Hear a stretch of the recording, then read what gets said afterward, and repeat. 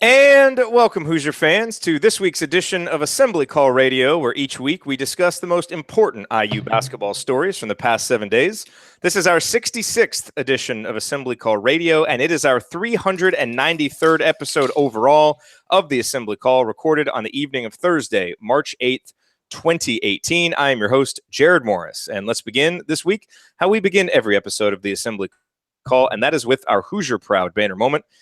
And, you know, when your season is over on March 1st, it's tough to pick a banner moment. But despite the way that Indiana's 2017-18 season came to such a disappointing thud of an ending, there are still plenty of reasons to believe that Indiana basketball is on the right track toward future sustained success. And I think it all starts on the recruiting trail, where the commitment, the smart game plan, and the boundless work ethic of Archie Miller and his staff have been on full display. For example, less than 24 hours after Indiana collapsed against Rutgers in its Big Ten tournament opener, Archie was back in Indiana watching recruits. As Jeff Rabjohns reported on Friday night, Archie watched 2019 five-star recruit Keon Brooks, and he wasn't the only one. Tom Ostrom watched five-star Trace Jackson Davis, and Bruiser Flint watched sharpshooter Alex Hemingway. All three are important in-state targets for the class of 2019. And what's impressive here and telling is the priority given to these players just one day after Indiana lost in the Big Ten tournament in New York City late on Thursday night.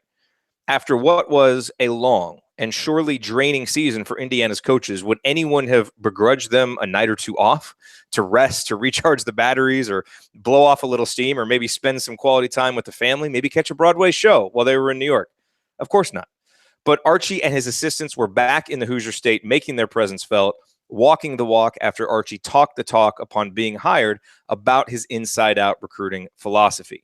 Now, Indiana may not land all of its remaining in-state targets in 2018 and 2019, but it sure looks likely that they'll at least land some of them. And any of these guys would be key pieces for the future of Indiana basketball.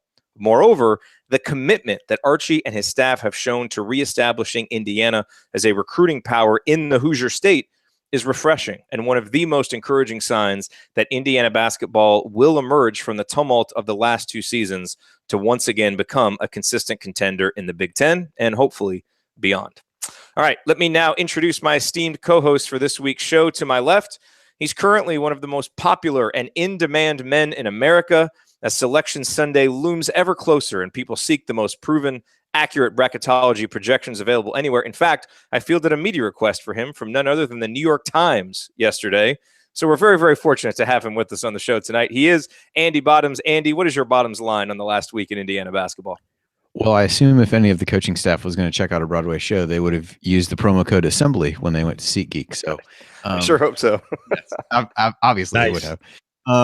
No, it's been kind of a weird week. I mean, with the, you know, this is the way the schedule's been. I mean, having a week between games or since a week between the last time there was a game and we talked has not been a normal occurrence. So kind of weird to watch all these conference tournaments and see the and have the Big Tens be over and have, IU season essentially be over, barring something unforeseen from an NIT perspective. But, I guess this is probably as good a week as any for me to think about, hopefully a time maybe as early as next year when some of the requests I'm getting related to bracketology are about IU and where they might be going, as opposed to the now annual tradition of getting questions from Syracuse fans and media about if the Orange are going to make the tournament or not.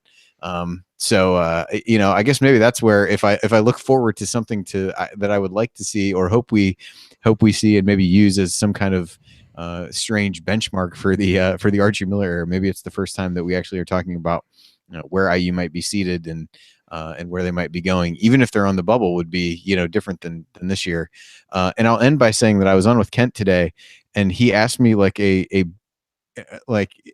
I forget how he phrased it, but it was like, well, if IU had been able to take care of Ohio State and then, make a good run, what could have happened? And I immediately asked if you had planted that question with him somehow. And so I did not. I promise. He at the very least defended you and acted like you had not, but it seemed very much like it was that. So, so I guess technically I did field an IU related bracketology question today, but I'd like to see one rooted a bit more in reality than perhaps the one was earlier today.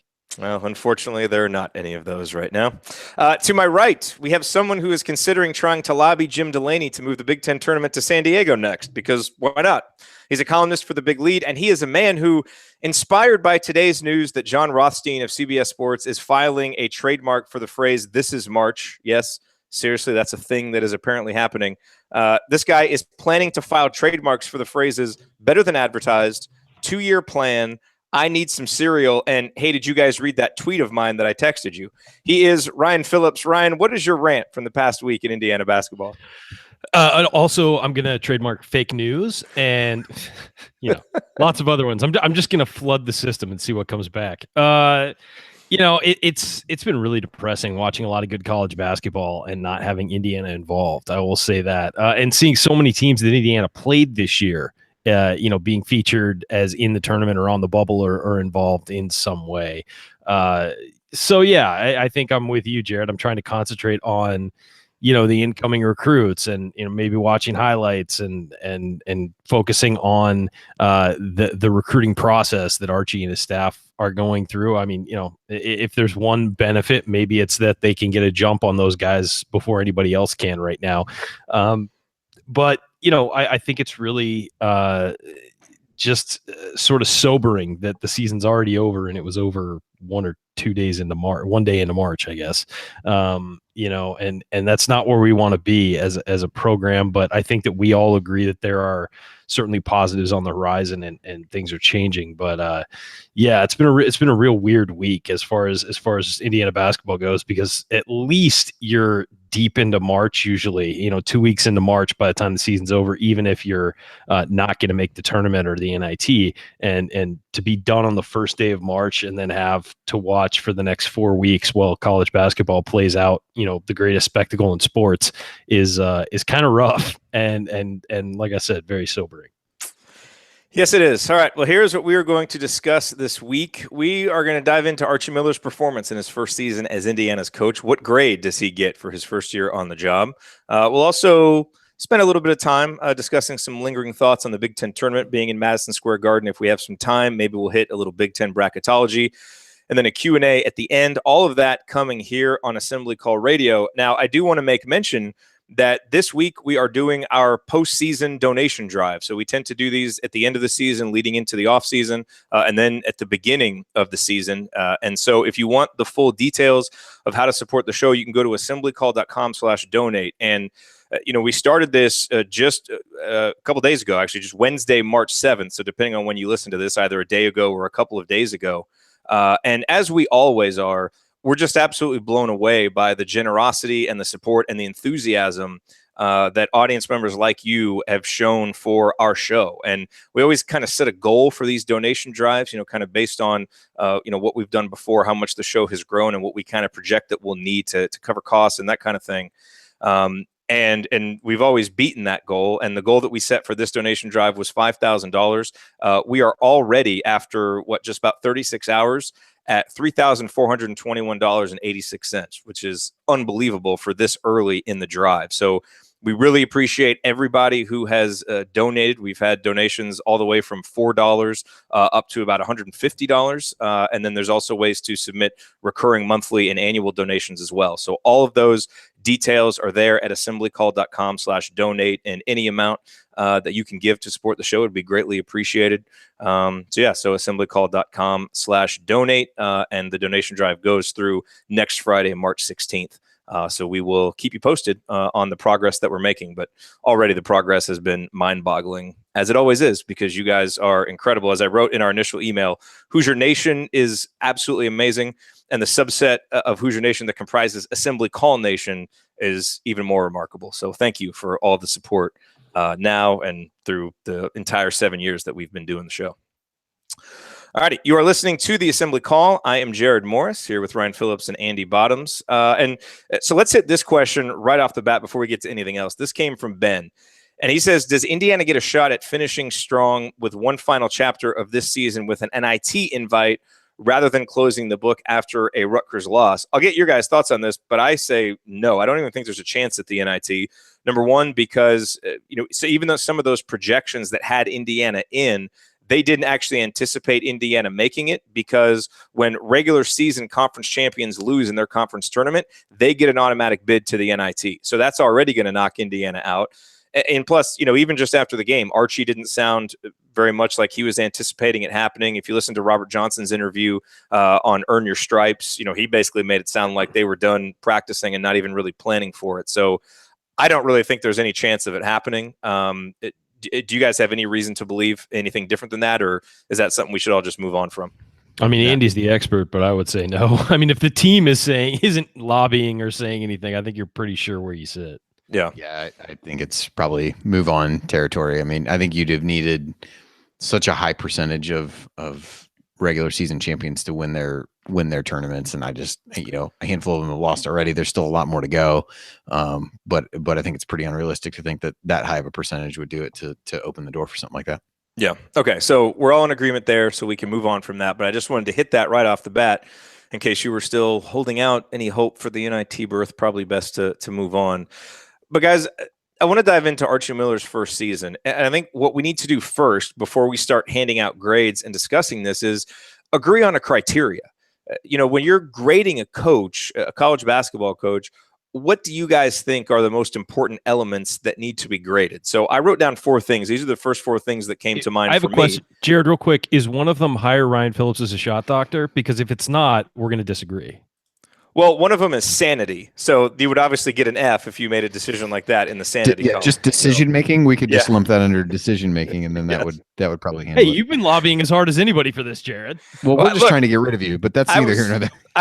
That, and I was in the fog of the season where we're shooting 50% from from the free throw line. I'll take anything that might get us out of that. But now with the perspective of a week, I realize how foolish that idea might be. But. Okay, but let's talk about the criteria. So the 4 things just made the list. The 4 things that I listed were on-court success. Obviously, that's the most important thing. Recruiting, that's obviously going to be huge.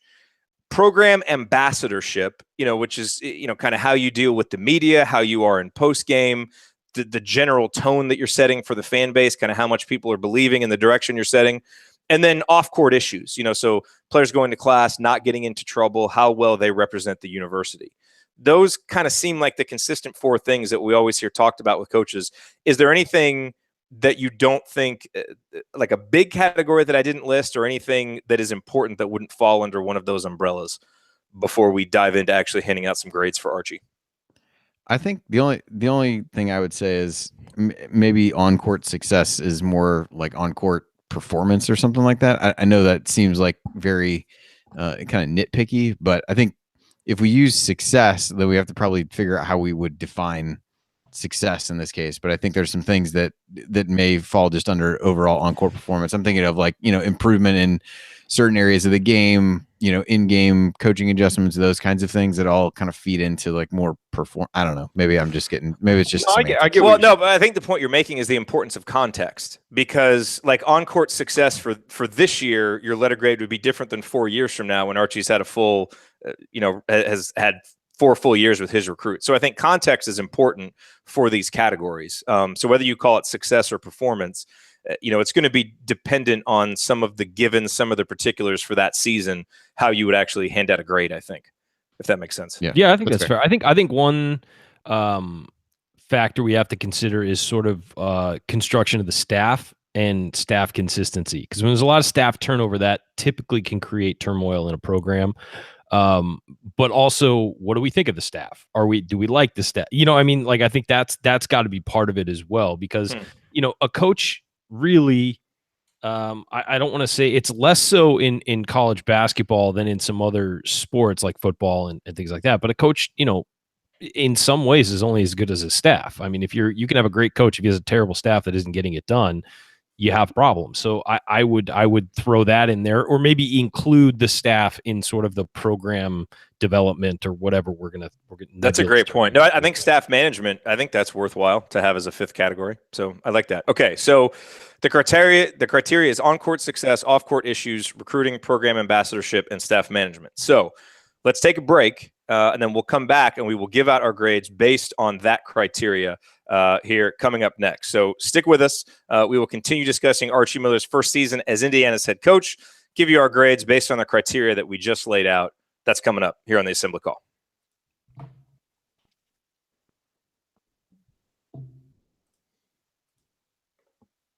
Perfect. All right, 15:09. Hello to everybody watching on YouTube. Awesome to have you all here. I'm gonna turn some lights on in here. It's a little dark. That's cool. But yeah, it's amazing to see the growth in the number of live viewers now for an off-season episode after a not so good season. It's great to see the show growing like that and to see the chat going so strong. So, which I think kind of shows you that despite the lackluster results this year, there's still pretty strong enthusiasm for the program and still pretty strong hope. Or we just have a really loyal, crazy, insane audience. Both of those things could be true at the same time also. Possible. Possible. Yes. So let me just listen to that real quick and make sure we all came through. all right. Okay, that all sounds good. All right, cool. When we talk Big Ten bracketology, do you want to just talk in general about IU opponents? Because there's a lot that are sort of, or do you think that's gonna be too much? I don't know how much we want to even get into that. Okay. I think, what do you think people would want to hear more about? And maybe if you're in the YouTube chat, you can let us know. I think you're Big right. Ten about tournament? Big I Ten. think probably where Big Ten teams would. Yeah, Oh, I sorry, agree. that's not what you're asking. I'm answering a question you're not asking. Go ahead. No, I was Ask going to say, ask do you think people would rather talk about lingering thoughts on the Big Ten tournament or Big Ten bracketology? Big Ten bracketology. I mean, they You think kind so? of tie together. I mean, Yeah, within but that, the thing are we we kind of talking about lingering thoughts about IU from the Big Ten tournament? Or No, just lingering Big thoughts Ten on the Big tournament Ten in general? tournament being in Madison Square Garden. Nah, I think that's been overdone, quite Okay. frankly. And we talked about it too. We talked about it all season until it happened. I think our thoughts are pretty clear on it. Okay, I'm cool with that. Then we'll hit some bracketology. I mean, we have the expert. So, all right. Well, we got to vote for Big Ten bracketology. So there we go. Okay, so let's dive into this. We can probably spend about 15 minutes on this segment because this should be pretty meaty and chewy. Do either of you guys want to go first? On what's the topic for this one? Grades. This is the Yeah. Do we want to go? Do we want to do Like, each category segment? by category, or Yeah, let's go category by category. Okay, we'll go category by category. I like it.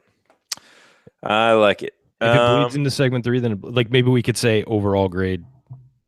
Tease it to segment 3. yeah, Okay. See how fast it goes, but yeah, that's fine. Okay. Yeah, obviously. Okay. Okay, here we go.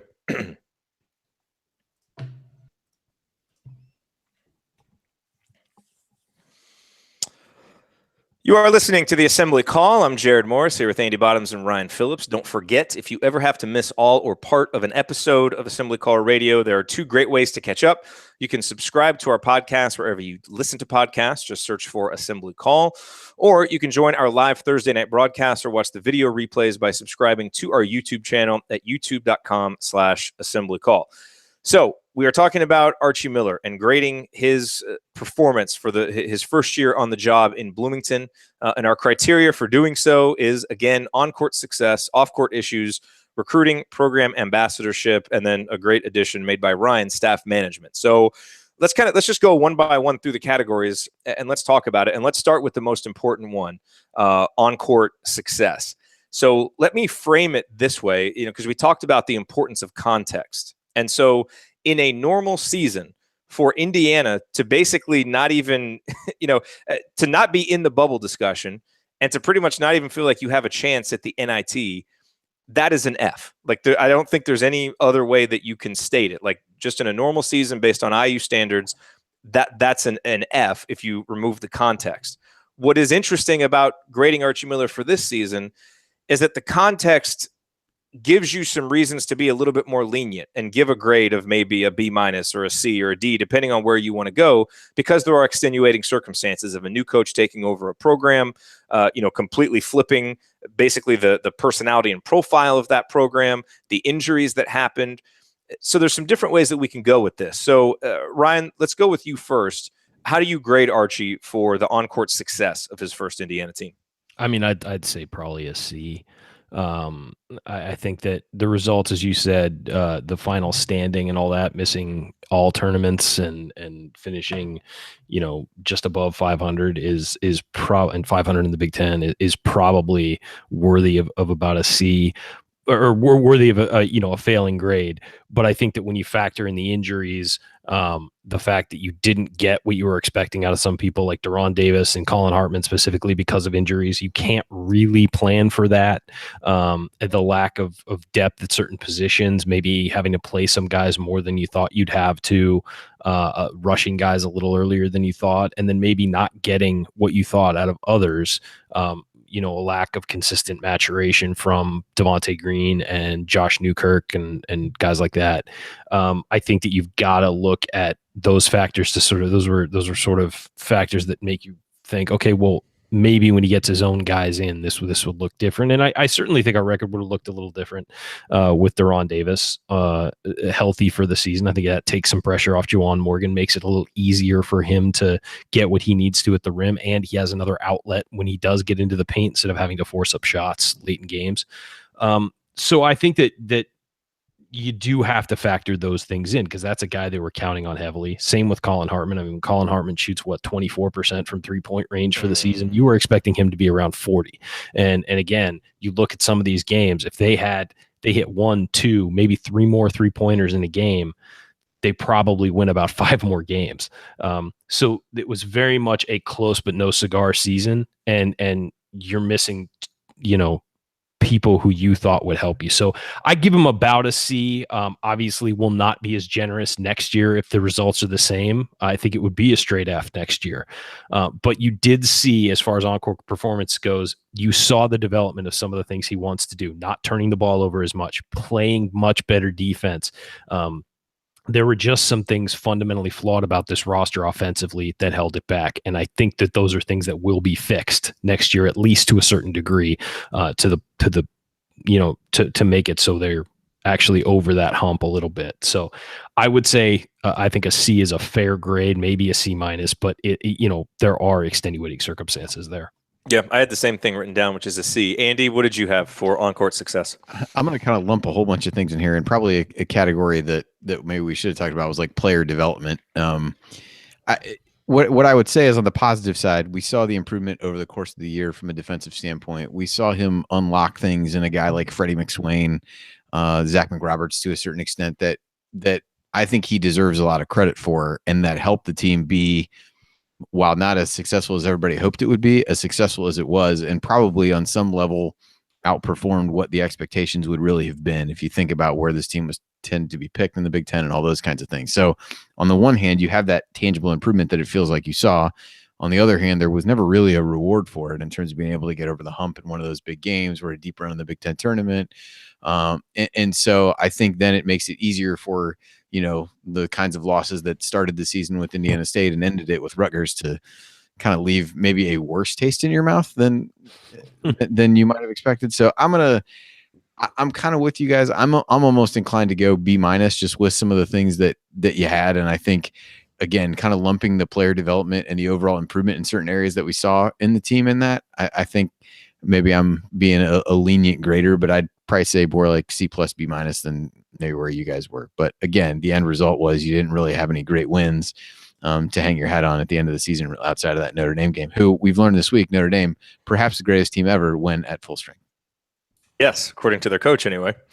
Okay, so let's talk about the next one, which is off-court issues. And I think this one's hard to grade Archie on, and I wrote down incomplete because, look, the culture of this program, which has obviously improved greatly over the last 3 or 4 years from where it was, it has been very good. All of these guys seem to do all the right things on and off the court. I thought you had some great stories from Greg Doyle about, Juwan Morgan and Robert Johnson and their generosity for the fans and all of those things. And those are great individual things for those players. But it's tough to kind of reward Archie for that because he didn't recruit those guys, and he's only so. I mean, I guess you give him credit that there were no, it's not like everything just fell through and guys are getting arrested and all this stuff is happening. It seemed like kind of a continuation of what Tom Crean had been building the last 2 or 3 years that he was there. But I don't really know, and especially not being inside the program, that one's kind of a hard one to grade a coach on. So I don't really know what to say for that, especially given the context of this being his first year, other than an incomplete. Well, I really think that this is one that can only be a negative. I mean, it really can, because you only really hear about it when something negative happens. So you hear about when guys are out in the community and doing things like that. It shouldn't be that way, though. I agree. If more people would tell the story like Greg Doyle did, and if people like us would talk about it more, it wouldn't be so much like that. Well, so I agree with you, but now you're blaming us for this problem. Just trying to take responsibility. That's all. Well, speaking of that, actually, one thing I did see this year from a culture standpoint and from an off-court standpoint, I saw a lot of guys. Specifically a guy like Juwan Morgan really taking a lot of the burden on himself for losses, and really owning up to shortcomings. And I thought that was interesting. Really being hard on himself. And again, we didn't really see a whole lot of that from other guys, but they weren't not taking credit. It's like they were. You didn't see the other thing where they kind of blamed other people or got into spats or anything. And I thought this was a team that really supported each other, even when things were going badly on the bench. You can just tell by body language and things like that. I thought they all supported each other. And the other thing I liked about it is they always. I mean, once we got into December, they always played hard, just incredibly hard. And whether they were playing right or smart or whatever, that. Certainly debatable from time to time, but they always played hard and gave it their all. And I think that's indicative of a good culture off the court. If guys are willing to sacrifice, and sort of do what the coach wants. I think that's indicative of a good coach-player relationship. If it's one thing when it's three guys buying in, but if everybody is doing that, and once they sort of came around, they were all doing that. So I have to give a positive grade. I don't think you can give a letter grade, though. I think you're right, because we're not inside, and it's only been 6 months or whatever that these guys have all been together. So I think I think you made a good point that we should probably call it culture, not like off-court issues where you're already suggesting a negative, but make it culture. I agree with that. And it's almost more of a pass-fail type thing than. Yeah, I certainly agree. And I would give a pass because, again, there hasn't been negative stories. And what there have been is you just kind of see guys buying into a certain specific way of doing things. And I think that's a positive. And as I said, I think it's indicative of people buying in, and you need people to buy in to even start to develop culture. So I would give a passing grade on this. Andy, do you have any dissenting opinions on that? No, I think they seem like a pretty connected group, and I think you heard in some of the comments they made, and even some of the comments that Archie's made, that really trying to focus in on the responsibility that comes with being a part of the program and things like that. So I would agree with you guys. You are listening to the Assembly Call. I'm Jared Morris here with Andy Bottoms and Ryan Phillips, and we are taking a deep dive into Archie Miller's performance in his first year as Indiana's coach. We talked about on-court success and culture, and now let's roll through some of these other ones. And let's hit recruiting. Such a huge part of any college basketball program. And I think when you look at what Archie has done from the very first press conference, as I mentioned in the banner moment, laying out his philosophy for an inside-out recruiting strategy, Schilling. Yeah, well, hiring Ed Schilling was bid, and we'll talk about that in staff management. But, landing the guys he did like Robert Finney and Demezi Anderson from in-state, along with a guy like Jerome Hunter, who has so much potential. Landing a guy like Race Thompson and having, him reclassify and spend a year as a redshirt, which I thought was, smart on Indiana's part and smart on Race's part. And then, perhaps as big as anything, getting into the final three with Romeo Langford to where you actually feel like you have a legit shot, whereas before Indiana had no shot, and now you look forward and you're in good position with 5-star in-state guys like Keon Brooks and Trace Jackson Davis. I mean, I have a hard time giving him anything other than an A+ in recruiting. And I know that you might say, well, we need a 5-star in 2018, and we may still get one with Romeo. So maybe it's an A and Romeo makes it an A+, but I've been so impressed with what he's done from a recruiting standpoint, and I just can't see any way to give him anything lower than an A, Andy. Yeah, I mean, I think to your point, he set out a plan. He's worked that plan, and so far it's a plan worked well in recruiting. That's you can see thoughtful roster construction for the future. So yeah, I think you're lying. I would tend to agree with you. I mean, I would probably say an A. You got to leave a little room to, can't do too well in the first semester. I mean, Fred Glass was using check pluses, so maybe we could go A++. One of my kids gets numbers as grades, so I mean, anything is on the table at this point. So no, I would agree. I think he's the Indiana thing is one thing, which I think in times in the past has been overblown, but it was something that he made to be important and then followed through on it.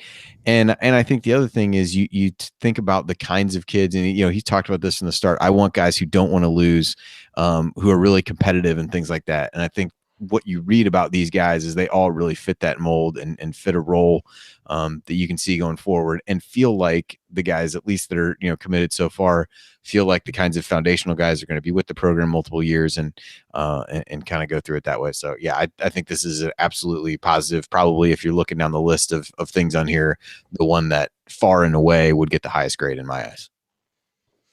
Ryan? Yeah, I think that you have to. I give him like a solid B plus, like an 87%, because I do think you need that one marquee recruit to have an A. And that could change over the next few weeks. Obviously, they were in the mix. They were in the finals for Darius Garland and lost. They're in the mix for Romeo Langford, and he's done a great job getting back into that. But I think that you do need to have that one marquee. I love this class, and I love what all these guys bring, but I think that you have to have that one marquee guy until he lands his Cody Zeller, Yogi Ferrell type guy.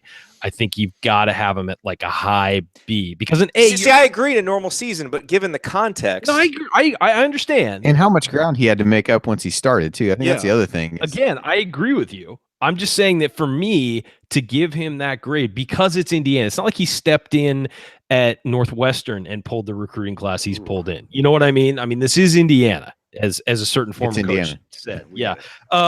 So I would say I've given him like a high B with a chance to make it. If he gets Romeo, it's an A plus. If he gets Romeo Langford, it's an A plus. Or there are a couple other kids that are decommitting from other places right now because of certain investigations that, maybe you grab a guy you didn't think you had. And I think that rounds out the class. But I think for right now, I've got it as a high B, so like an 87, 88%. But I'm not ready to give him an A yet until he lands that cornerstone recruit. But I love what he's done. And I think he set himself up incredibly well for next season. So if we're talking 2019, maybe it's a different grade, but you got to get that one cornerstone 5-star type program changing recruit for me to give you an A. All right. The next criteria would be staff management, Ryan, and you mentioned this one. So why don't you take this one? My quick thoughts are that I love the staff that he put together. Bruiser Flint, a guy with serious head coaching experience and winning head coaching experience. Ed Schilling, who, renowned for his player development and obviously has great contacts in the state. Tom Ostrom, his right-hand man, who really understands his plan. And it's nice having someone who really knows what you're trying to articulate, that can go do that. So, from that standpoint, to me, this is an A. What would you give him for staff management? Well, and then you got to look at Cliff Marshall, strength and conditioning. Cliff Marshall, yeah. Done a great job. And then also retaining someone like Derek Elston, who's important to Indiana, not just important to the players, not just important to, the staff or whatever. He's important to the program and has been important to the program for a long time. So I would say that's an A. I love this staff.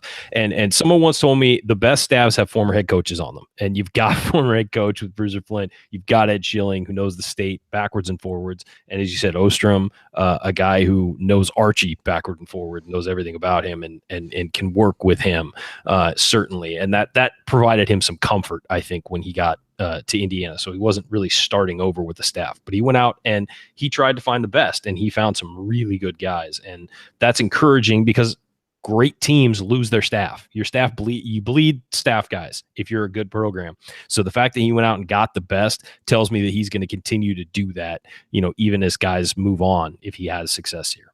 Just needs a shot doctor. That's you go. It's one thing he's missing. Andy, any final thoughts on staff, and then we'll take a break and hit the rest of this after that?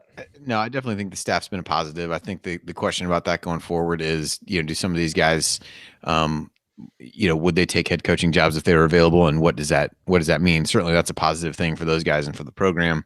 But there's, certain continuity element that will be interesting to see, how long these guys are there. But for this year, I think they've proven useful, and I think they've each played a role in the recruiting of some of the guys. So if I gave a good grade on recruiting and acknowledge the assistants are part of that, it's hard to give them a substantially different grade there. Yep. All right, we're going to take a quick break, then we'll come back. We'll talk about program ambassadorship and then give our final grades for Archie's first season. That's next. Stick with us here on the Assembly Call.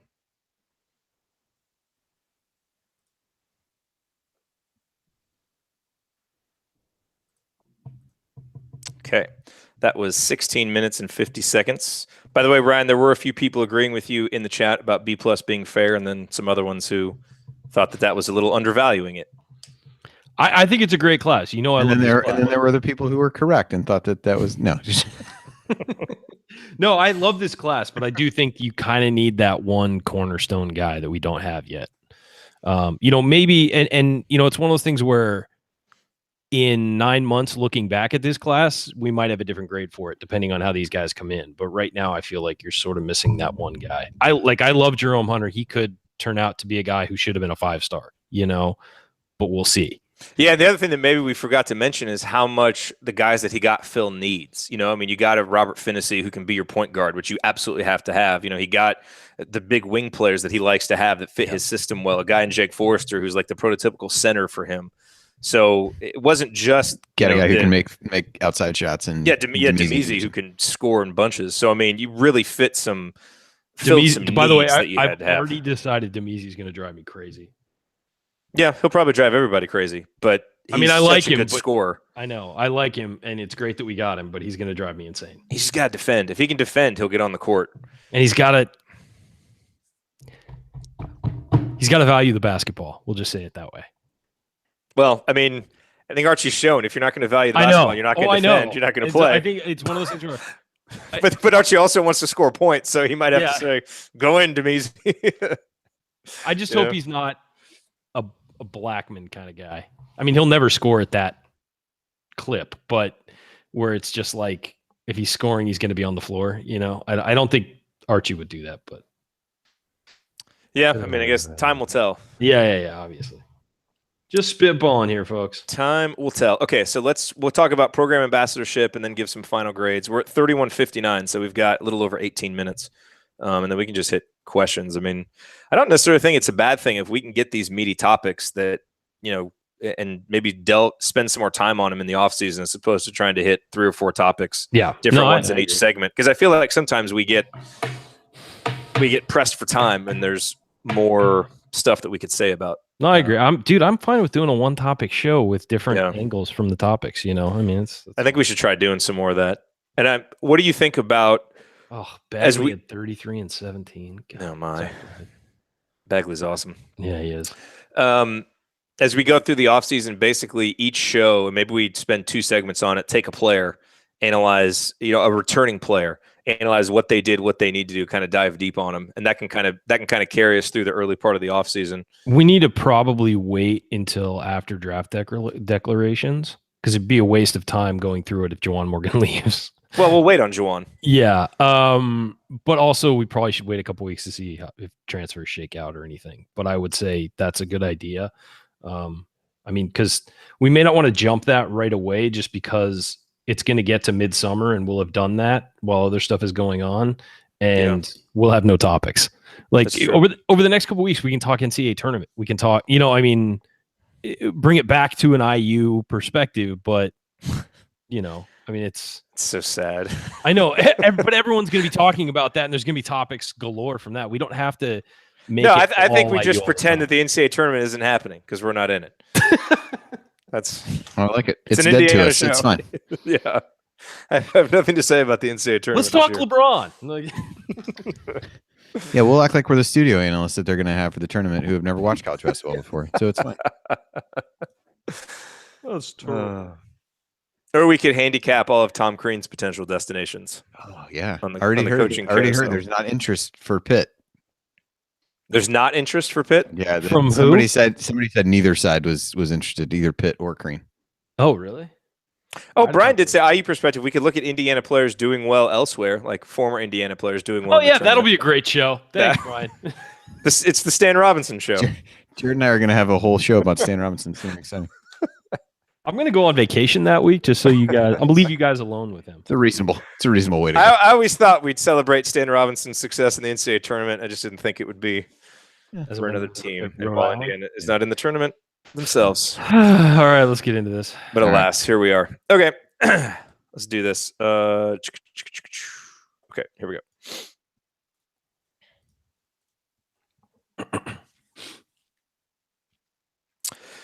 You are listening to the Assembly Call. Go to assemblycall.com/join right now to learn how to subscribe to our email newsletter. If you want to get more out of being an IU basketball fan, then you need to be on our newsletter list. You will get our weekly 6-banner Sunday news roundups all throughout the offseason to keep you up to date on everything going on with Indiana basketball. And then, of course, once the season resumes, then you will start getting our post-game analysis emails as well. It is all free. It will make you a smarter IU basketball fan, and the URL is assemblycall.com/join.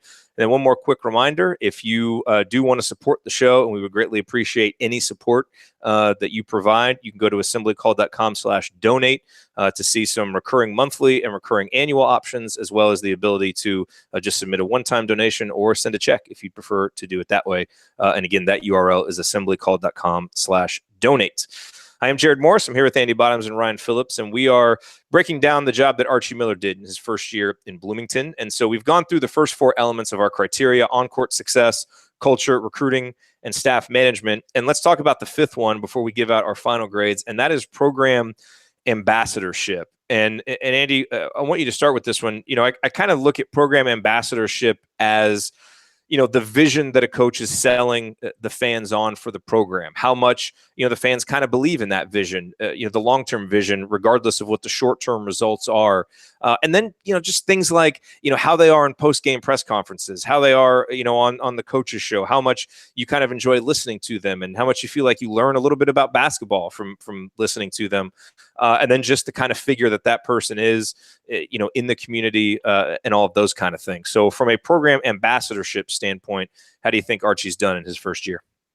Yeah, this is an interesting category for him because you can just tell I mean, it came across in his, you know, opening press conference. He's very direct, very to the point. Doesn't really want to spend time, you know, beating around the bush and just having more lengthy, flowery conversations about different things. If you ask him a question, he's going to answer it. You're going to move on. And so I think with that in mind, I think there are certainly parts of what it means to be the IU basketball coach that I don't know that he's entirely comfortable with, or at the very least are not Outwardly, you know, comfortable. Yeah, at least things that he enjoys. He understands it's part of the job, but may not enjoy. And so I think that will come. You know, he's definitely a guy who, after games, you know, wears his emotion on his sleeve. And you can tell there were some press conferences during the season that he was just like, I just don't want to talk about this. I want to get out of here. And he answered the questions and kind of went through it. And in that regard, it's a really stark difference, you know, between Crean, as are a number of things, obviously, but I think that's one of the ones that really stands out to me. So I think he's had a pretty, you know, a good first year in that regard, but it's definitely kind of a feeling out process, and probably a case where, as much as you might think walking in the door, you know what you're getting yourself into, you probably don't know as much as you think you did. And definitely kind of a learning curve in that part of the role over the course of the season. And again, parts of it that I don't know that are necessarily the things that he, you know, would prefer to spend a ton of time doing. He just wants to coach basketball and get the team better at certain things. So I think it's a little bit, you know, kind of an odd area to judge him specifically on, even though it's definitely a big part of the job. Do you have a letter grade that you'd like to give him for program ambassadorship? I don't know. Maybe I'll just go down the middle at like maybe a B- again. I don't know. I mean, I'm tempted to go just kind of. He's selling the vision. I think it depends what part of it you're talking about. If you're talking about selling the vision, I mean, I talked about that from a recruiting standpoint. I think he's done a good job of that and really followed through on it. He certainly talked a lot about how he wants a team to play and has tried to mold them into that. But I do think there's parts of the, like, being out in front of everybody that he's not necessarily as comfortable with and may get more comfortable over time.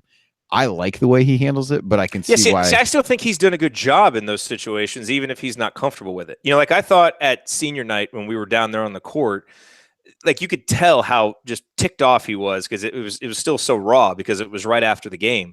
But I thought, you know, the words that he spoke, you know, and talking about how, you know, we're going to have this place rocking, you know, again and be one of the toughest places in America to play.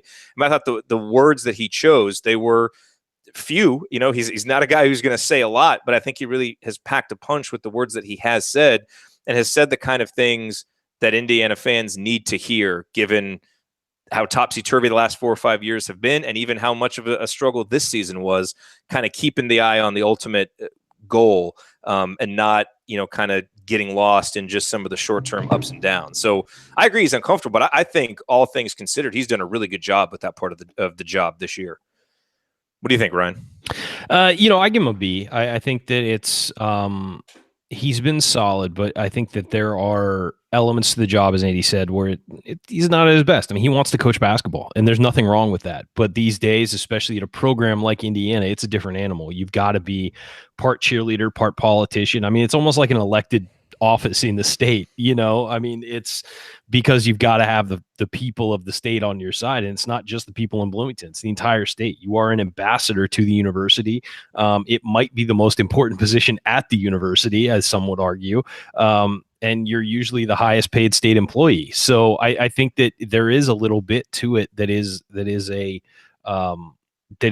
sort of like a politician level job, and he's not a politician. I mean, he's going to tell you what is going on, not what you want to hear. And I think that that's great and it's refreshing. But at the same time, maybe when you're trying to sell a program, it's not always the best tact.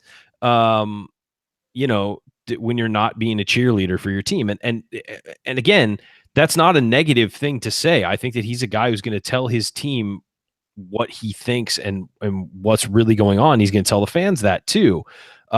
But again, if you're trying to sell the program, sometimes you do need to sort of sugarcoat things a little. And so I think that aspect can be viewed as a negative by some. I personally, we've had, like a decade of that, and I'm fine with a reality check right now. So I enjoy that, but I think that some people would look at it as a potential negative. So I'll give him a B. I think that there are things he'll get more comfortable with as he's in the job. I mean, look, Indiana's a different animal than Dayton. It just is. And that's his only previous head coaching experience.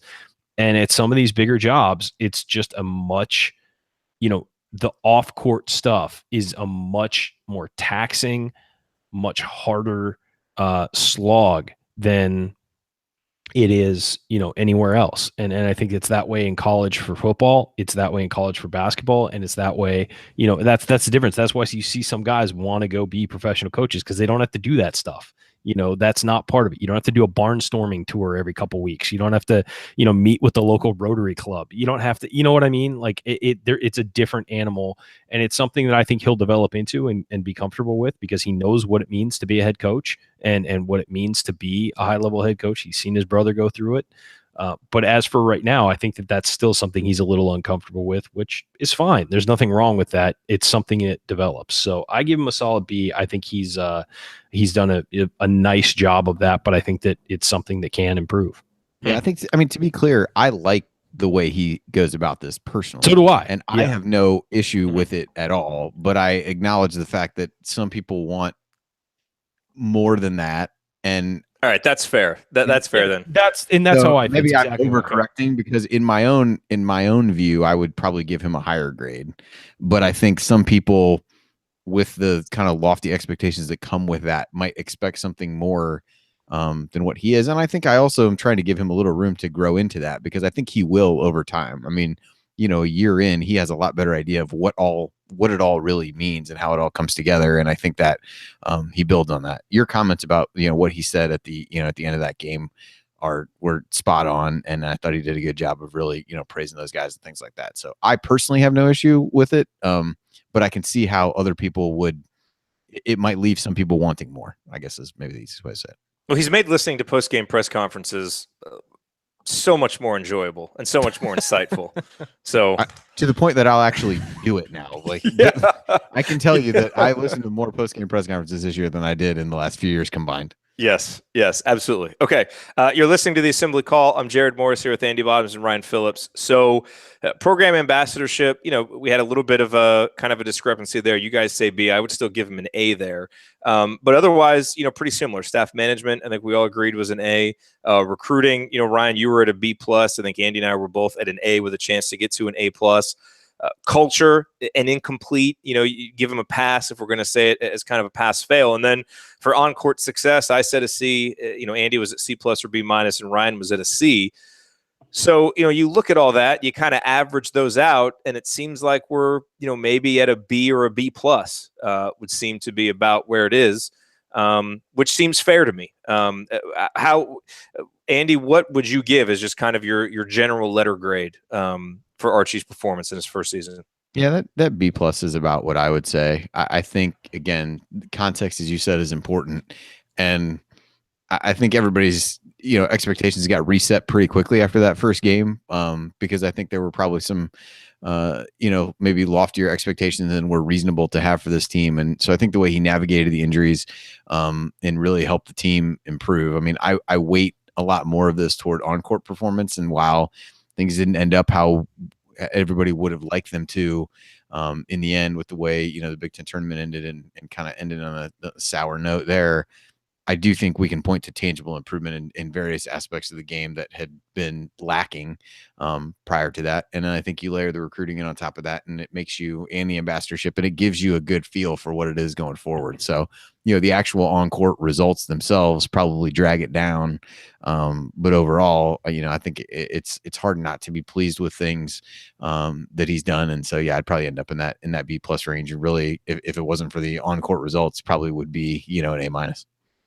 Ryan, obviously you're harboring resentment that he didn't hire you, but be objective. That's been clear in how low Ryan's graded during this entire process. Yeah, I mean, I really should have graded the staff lower because it's missing me. But no, what I would say is there are so many positives going on with this program and the direction that he's taking it.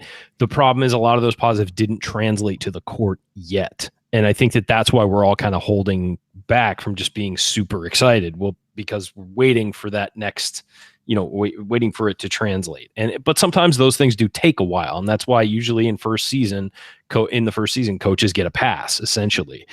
Whether that's justified all the time or not is, up for debate. But I think this season, given what was lost, given what was coming back, and given what was missing with the injuries and all that stuff, you're willing to sort of give a little bit of a pass. And here's what I'll say is, how different would this season look had Indiana pulled out a win against Duke, against Purdue, against Michigan State, or against Ohio State? How different would we be looking at this season? One of those games, you win one of those games, and it looks different. It does, because it's like, well, we won a big game. It showed that he can win a big game, and that's great moving forward. I really think your view on that, and those games were all super close. They had a great home atmosphere. They, were in it towards the end, up until the end, and should have probably won those games. I mean, if you look at the way it played out. The Ohio State one for sure. For sure. But I mean, even Duke, Mike Krzyzewski doesn't get the officials to call 8 straight fouls on Indiana at one point, and everybody gets in foul trouble. Maybe they have a chance. But Michigan State, they had their opportunities to win. Purdue, they had plenty of opportunities to win that game and just didn't. And that's because you were relying on players who aren't as good as the players you have coming in eventually, and so I think that I give him probably a B, a high B, like an 86%, we'll say. I'm getting specific. You guys aren't getting specific, but I like an 86%, because I'd like to see documents that prove that it should be an 86%. All right. I will show my work, and we can put that in this week's email. No, but I would say that, something like that, because of all the positives, we didn't see it translate to the floor. That doesn't mean I don't think it will, but it didn't this year. And so I think you've got to leave room for growth there. And so I give him a solid B. I think it was a good year. I think it might have been harder than he expected it was going to be to transition from the old system to this system, and it took longer than he expected, and maybe he didn't get enough out of certain specific guys, and I think we all were right there with him, expecting more from certain players. So I would give him a solid B. I thought it was a good season for him, not a great season for Indiana basketball in general, but I love the direction of the program, and I think there's a ton of positives moving forward. Yeah, I agree. I'm right about in the same boat that you guys are, right about a B. And I agree. I mean, I think the future, everything as you look forward is really, really positive. And what happened this season, with some of the on-court performance kind of weighed it down. And Ryan, to your point about it being a little bit harder to transition, I mean, I think especially, when you hear guys like Robert Johnson talk now, kind of looking back on the season, it does sound like that transition was probably harder than anybody anticipated that it was going to be. And look no further for evidence than, games like the Indiana State and Fort Wayne game, where so many of Indiana's warts and struggles to adapt to the new system were on full display. But I say overall a B for Archie Miller, but with it trending up and certainly expecting bigger and brighter things ahead. All right, we got a few minutes left for our final segment, so come on back. We've got a few Twitter questions that we want to answer. Maybe we'll hit a little Big Ten bracketology as well. That is coming up on the Assembly Call. Stick with us.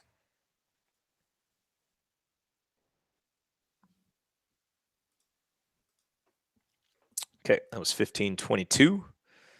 Let's see. We probably have 3 minutes left. Yeah, it's not. We don't have a lot. Let's see here. We have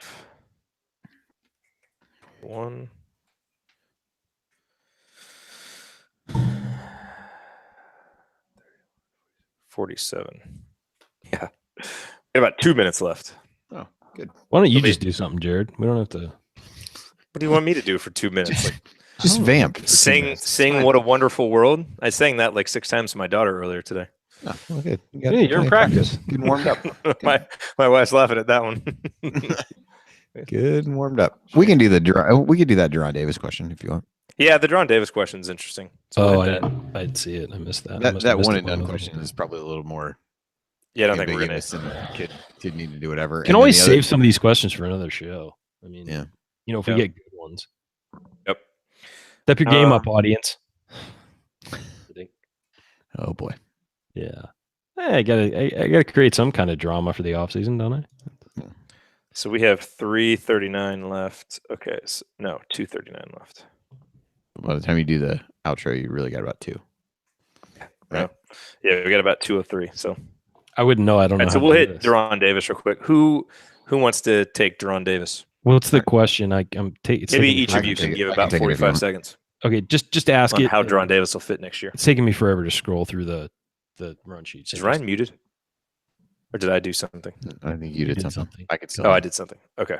I was saying it's taking me forever to scroll through the run sheet. So just ask the question. I don't know what it is. But the question is, will Deron Davis fit in next year? So it's easy. Okay. It's a very easy question. And a good one. I guess we can tease that we will have a full episode about a guy like Deron and really break that down in the future. Yeah, that's fine. Let's do it. Yep, let's do it. Here we go.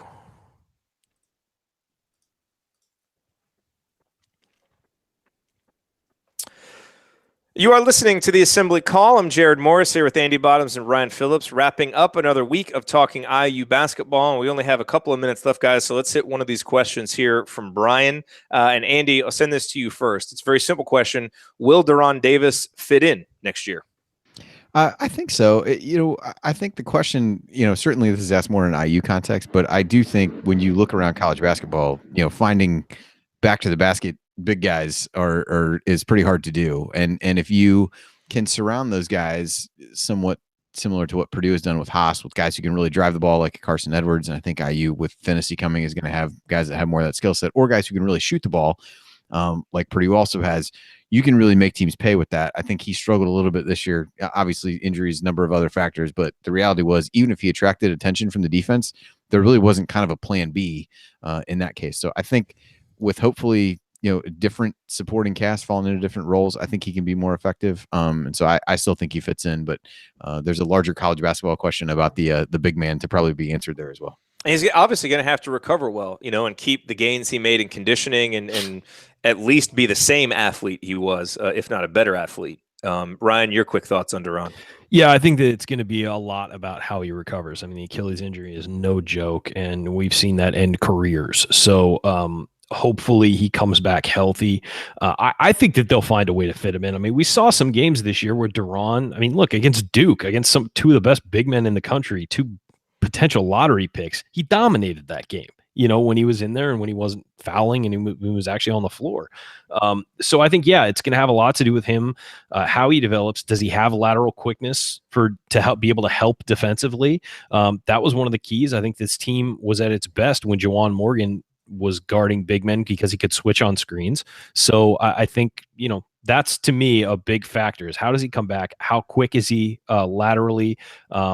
does he come back next year, or do they just give him a red shirt and have him sit the whole year? I mean, I don't think that's an option right now, but with an Achilles injury, you never know. So it's about recovery. It's about how healthy he is. And if he's healthy, I don't see a reason why he can't participate. Yeah, and obviously we could spend a lot more time on this subject. By the way, yeah. Yes, and we will in future episodes as we move through the offseason. We'll basically take each player who's going to be returning next year and do a deep dive into how their season went this past season and what they need to improve on as we move forward for next season for Indiana to have a better next season and for us not to be talking about the offseason already so early in March. All right, well, that'll do it for us on this week's episode of the Assembly Call. If you want to see us do the show live and be part of the live chat, join us at assemblycall.com on Thursday nights for the live broadcast of our Assembly Call radio recording, or you can always subscribe to our podcast by searching for Assembly Call wherever you listen to podcasts. And don't forget to go to assemblycall.com/join to join our free email newsletter. Thank you for listening. We will be back to talk IU hoops again with you next week. Until then, keep your elbows in and your eyes on the rim, and go Hoosiers.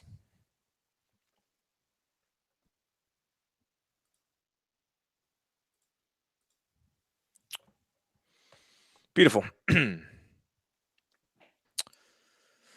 All right. I got to get to work. You sound excited. I love my job. I don't know what you guys are talking about. I need you to cover the late night bracketology shift for me. That should be part of it. Stupid St. Mary's lost the other night. I was like, this is one of the only nights I'm going to go to bed. I'm just going to go to bed. Everything's going to be fine. You wake up, they lost. I had to email Alex. Are they out? I still they haven't beaten beaten anybody, right? I still have them in right now. They won at Gonzaga. That's okay. That's right. They swept their 2 regular season games with BYU, but they're like Ken Pom and those kinds of predictive metrics are pretty good. But I wouldn't feel bad for them if they got left out. But I've got them in for now. But they never play anybody. That's their issue. They actively choose not to play anybody, which is I think what gets people aggravated. Yeah. And then they played in some tournament this year and they lost 2 of the 3 games to Georgia, who's not terrible, and Washington State, who is terrible. Is Notre Dame in? I don't think so. I think if they had beaten Duke, I just struggle with the notion that you can only evaluate them with Colson when that's stupid. They lost 2 of their 3 worst losses came when they were at full strength as well. And so, and they beat Wichita State in that game in Maui, and then they beat They're also Tech. Down like 22 in that game and came back and won it barely. Yeah, and they beat Virginia Tech last night, and they're also down like 21, I think. So, and then it's like, well, they also beat these other teams when Colson was hurt. Well, I'm like, well, so then what is it? Can you count the games when he was hurt, or can you not count the games when he was hurt? It has to be based on resume. You can't go through and like cherry pick. Everybody's this game counts, but then this one doesn't because of whatever. So I don't think everybody has injuries. Like Missouri's been missing Michael Porter the entire season, and now he's back. Does that mean that they're a 1 seed? Like, it doesn't, because he was the reason they lost today. Obviously, yeah. I'm just kidding, but I don't know. I would assume they will not be in. It would be a little bit strange for the committee to go through and do that. But what about Louisville? No, I don't think so. Yeah, I don't even think they have a top 50 win at this point. So. Hey, Jeremy's asking, he's taking his daughter to visit Bloomington. Should he stay at the hotel on campus or the Holiday Inn Bloomington? Oh, I don't know about the Holiday Inn. What is hotel? Is that the one that's on Kinzer Pike? What, the hotel on Bloomington? No, the Holiday Inn. Oh, the hotel in Bloomington is the Union Hotel. It's not great, but it's super convenient. So if it's that or the Holiday Inn, I mean, it depends on the price. Obviously, I don't know what your budget is, but the hotel in the Union is great because it's super convenient to everything, and you're legitimately in the middle of campus, which is great. But if it's her first time, maybe that's a good idea because you can just walk outside and be on campus. But it's also expensive and it's not a great hotel. It's not like it's nice. It's just that checks out. It's just older. It's just old. Yeah. So Ryan would call it the Assembly Hall of hotels. Like, it's historic and it's wonderful in many ways. Exactly. That's actually a great description. Perfect. And no matter how you dress it up, it's still the same old hotel. Nice. Yes. All right. I got to get out of here, folks. But yeah, I mean, look, if you've never stayed there, stay there once. I'd say the on campus. It's worth doing once. I'd say You should start like a Bloomington travel advice podcast. Right? I've stayed everywhere in that damn town, so I really should. If the purpose of going is to visit the university, then I guess I would opt toward that. Unless you wanted to get, or try and get like the Hyatt Place or one of those that's down off Kirkwood. Well, that's what I was gonna say. If the Holiday Inn is the only other option, then I would probably Hyatt Place and the Hilton Garden Inn are both great, and they're right there in the city square. So I would say those two. Spring Hill Suites, I guess, is right there too. So those three are worth it. Or stay at the Union. Yeah, I stayed at an Airbnb and it was really nice. So yeah, but you were not near anything. I was close enough. David suggests eating at the Tudor Room, which is a great idea. Whether I've never been, I've never eaten there. Really? Yeah, because it was such limited hours that I just was never there when it was. They always used to feed the football recruits there on Sunday morning, so I'd go with my dad. Yeah, and the basketball team used to have their dinner there before games, didn't they? Wasn't that like the? I think so. All right, I gotta get out of here, folks. Thank you. Okay. All right. Andy, you probably got some bracketology to do. Yeah, the problem is you got to wait till most of the games are over to really do a whole lot. So the kind of last round of games that matters are all approaching halftime now. So yeah. I'll probably go through and try to do a little bit of stuff, but yeah, it'll be a late evening. So yes, you need to get Hannah trained up on bracketology. It's funny. She has asked questions about it, and then my nephew. I got a text from my brother-in-law joking that he wanted to be my nephew wanted to be my assistant at some point. So really, we lived in this place, it would be a little bit easier. Maybe someday start an internship program. That'll really take off. You should start an internship program. Anyway, all right. I'm gonna go get this show edited. All right, sounds good. Thanks everybody for tuning in. Thanks for being here. We'll see you guys next week. Right, see you then. Or if Romeo makes like a surprise commitment, then we'll hop on and do an emergency episode. Let's hope for that. But otherwise, see you next Thursday.